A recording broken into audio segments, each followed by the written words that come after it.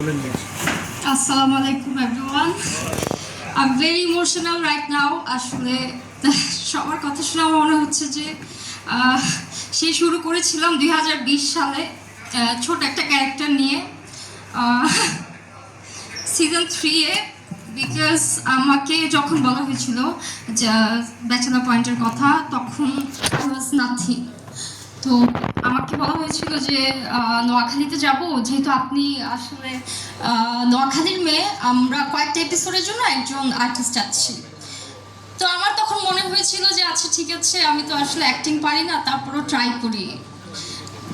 সেই ট্রাই করা থেকে আসলে সিজন 3 থেকে এখন সিজন 5-এ চলে আসছি আপনাদের সবার ভালোবাসায়। আসলে আমার অডিয়েন্স না থাকলে এটা সম্ভব হতো না। অ্যান্ড কাজল আরফিন, অমি ভাইয়া, আসলে আমি কি বলবো, I am very emotional right now because আমি কখনোই ভাবিনি যে সিজন 5 পর্যন্ত আমি আসবো।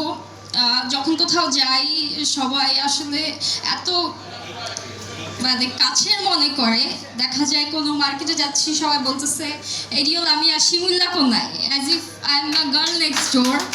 এত আসলে রিলেটেবল করে ফেলেছে আমাদের ক্যারেক্টারটাকে সবাই, যে মানুষের মনে হয় যে আমরা হয়তো বা তাদের আশেপাশেরই কেউ একজন।